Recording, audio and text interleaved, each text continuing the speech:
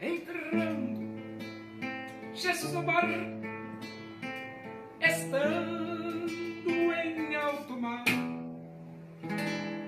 junto com seus discípulos, e o evangelho pregar, e uma grande tempestade sobreveio aquele mar. Seus discípulos, com grande medo, se puseram a clamar: salva-nos,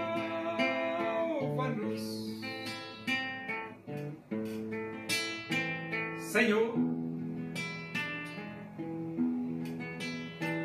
pois estamos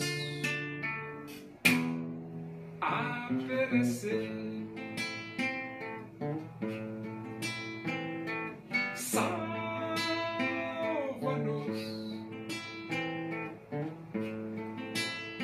Senhor, pois estamos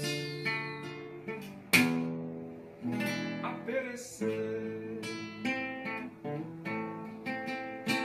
Jesus estendeu a súplica, Jesus atendeu a súplica e repreendeu o mar. Fez grande bonança, levando todos a se admirar.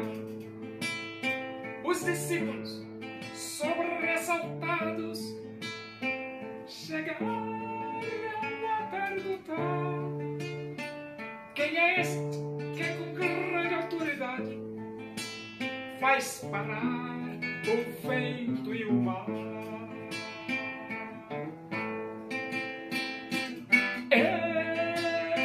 Este é Jesus, que do mundo é o Salvador. Este é Jesus, que do mundo é o Salvador.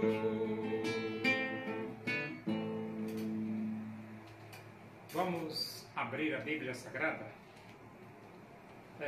Primeira Epístola de Paulo aos Coríntios. Nós vamos para o capítulo 6 e vamos ler do versículo 1 até o versículo 11. Diz assim as Escrituras Sagradas, a Palavra de Deus. Aventura-se algum de vós, tendo questão contra outro, a submetê-la a juízo perante os injustos e não perante os santos? Ou não sabeis que os santos hão de julgar o mundo? Ora, se o mundo deverá ser julgado por vós, sois acaso indignos de julgar as coisas mínimas? Não sabeis que havemos de julgar os próprios anjos? Quanto mais as coisas desta vida. Entretanto, vós, quando tendes a julgar negócios terrenos, constituís um tribunal daqueles que não têm nenhuma aceitação na igreja. Para vergonha vou-lo digo, não há, porventura, nem ao menos um sábio entre vós que possa julgar no meio da irmandade? Mas irá um irmão a juízo contra outro irmão, e isto perante incrédulos? O só existir entre vós demandas já é completa derrota para vós outros. Por que não sofreis antes a injustiça? Por que não sofreis antes o dano? mas vós mesmos fazeis a injustiça e fazeis o dano, e isto aos próprios irmãos. Ou não sabeis que os injustos não herdarão o reino de Deus? Não vos enganeis, nem impuros, nem idólatras, nem adúlteros, nem efeminados, nem sodomitas, nem ladrões, nem avarentos, nem bêbados, nem maldizentes, nem roubadores herdarão o reino de Deus. Tais fostes alguns de vós, mas vós vos lavastes, mas fostes santificados, mas fostes justificados, em o nome do Senhor Jesus Cristo e no Espírito do nosso Deus. Existem as demandas na Igreja de Deus. E Paulo, ele recomenda que essas demandas sejam resolvidas entre a própria igreja, nada de levar essas demandas para juízes. Por que não? Porque o incrédulo, ele não entende das coisas de Deus. Não entende. Como é que você vai levar uma questão da igreja entre os irmãos para um juiz incrédulo? Ele não tem condição de julgar. Não tem. Vou dar um exemplo. Certa vez, uma jovem pecou, adulterou, né?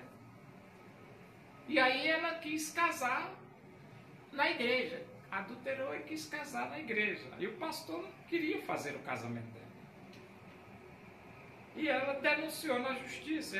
E a justiça queria obrigar o pastor a fazer o casamento. A justiça não pode fazer isso. Por que não?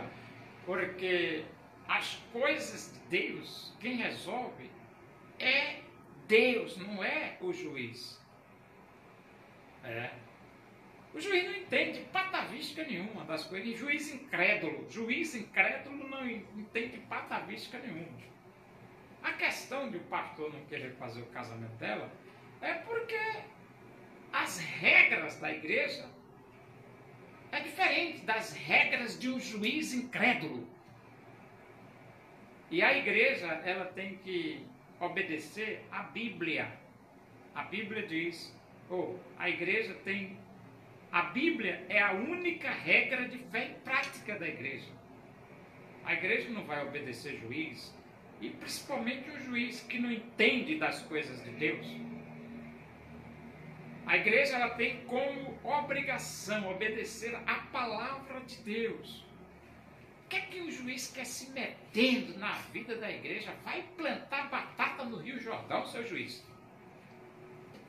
É isso mesmo. Aventura-se algum de vós, tendo questão contra outro, a submetê-la a juízo perante os injustos e não perante os santos? Então tem os injustos e tem os santos. Você tem uma demanda, uma questão, coloque entre os santos, não entre os injustos.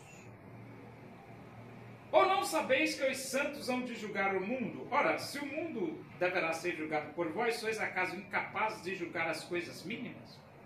Então, o mundo vai ser julgado pela igreja. Agora, você é incapaz de julgar as coisas mínimas, ou seja, as pequenininhas.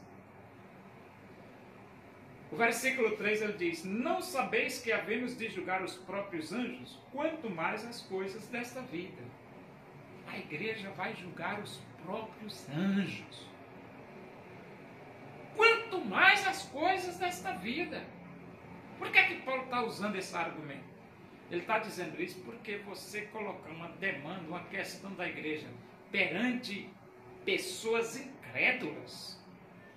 Não faça isso não, rapaz. E ele diz aqui, para vergonha eu vos digo, não há porventura nem ao menos um sábio entre vós que possa julgar no meio da irmandade?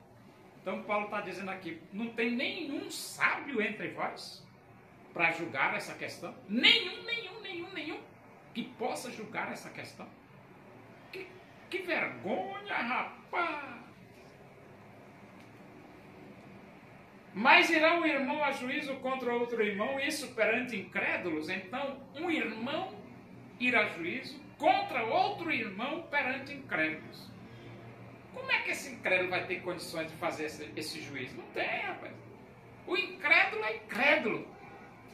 O incrédulo não tem discernimento espiritual para julgar. Por isso que você não deve fazer isso. E ele diz, o só existir entre vós demanda já é completa derrota para vós outros. Por que não sofreis antes a injustiça? Por que não sofreis antes o dano? Então Paulo sugere o seguinte, ó, já que não tem nenhum sábio entre vós, sofra a injustiça, sofra o dano, mas não leve para os incrédulos julgar esta causa. Incrédulo não tem discernimento espiritual. O versículo 8, mas vós mesmos fazeis a injustiça e fazeis o dano, e isto aos próprios irmãos. Você fazer injustiça contra o seu próprio irmão, fazer dano contra o seu próprio irmão.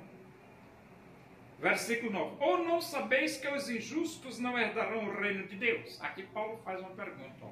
Vocês não sabem que os injustos não herdarão o reino de Deus? E depois ele diz, não vos enganeis. Nem impuros, nem idólatras, nem adúlteros, nem efeminados, nem sodomitas, nem ladrões, nem avarentos, nem bêbados, nem maldizentes, nem roubadores herdarão o reino de Deus. Ah, e aí, como é que fica? O versículo 11 diz, tais fostes alguns de vós, mas vós vos lavastes, fostes santificados, fostes justificados, em nome do Senhor Jesus Cristo e no Espírito do nosso Deus. Isso significa dizer que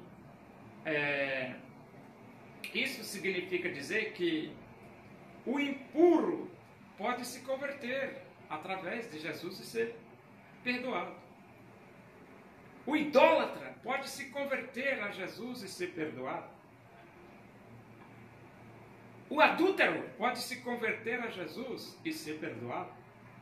O efeminado pode se converter a Jesus e ser perdoado. O sodomita pode se converter a Jesus e ser perdoado. O ladrão pode se converter a Jesus e ser perdoado. O avarento pode se converter a Jesus e ser perdoado. O bêbado pode se converter a Jesus e ser perdoado. O maldizente pode se converter a Jesus e ser perdoado. O roubador pode se converter a Jesus e ser perdoado. Por que pode? Porque tais fostes alguns de vós. Então, alguns membros da igreja de Corinto tinham sido ladrão, tinham sido idólatras, tinham sido adúlteros, tinham sido efeminados, tinham sido sodomitas, tinham sido avarentos, tinham sido bêbados, tinham sido maldizentes, tinham sido roubadores. Mas eles se converteram e foram perdoados. Aceitaram Jesus e foram perdoados. E o ladrão também pode se converter. O idólatra também pode se converter e ser perdoado. É por isso que a Bíblia diz, vinde a mim todos vós que estáis cansados, e eu vos aliviarei.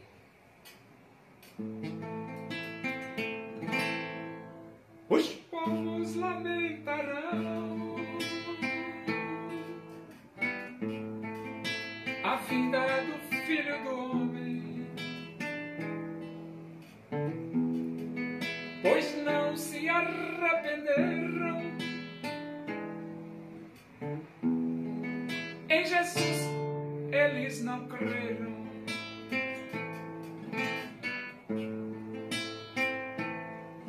Assim como ele subiu,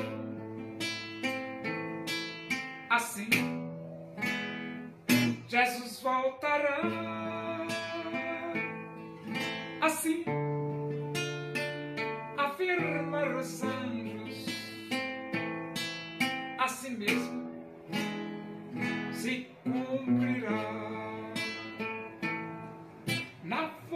vinda do Salvador.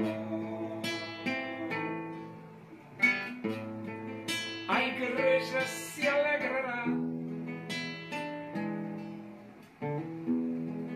pois ela de coração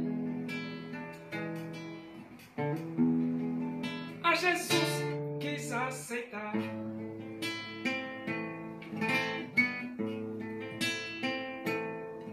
Assim como ele subiu, assim Jesus voltará. Assim afirmaram os anjos, assim mesmo se cumprirá. Oremos. Agradecemos a Deus por esse momento, na tua presença aí, que o amor de Deus, a graça do nosso Senhor Jesus Cristo, a comunhão e a consolação do Espírito de Deus seja com todos nós aqui, com todo o teu povo em toda a face da terra, hoje e para sempre. Amém. Boa tarde, que Deus vos abençoe.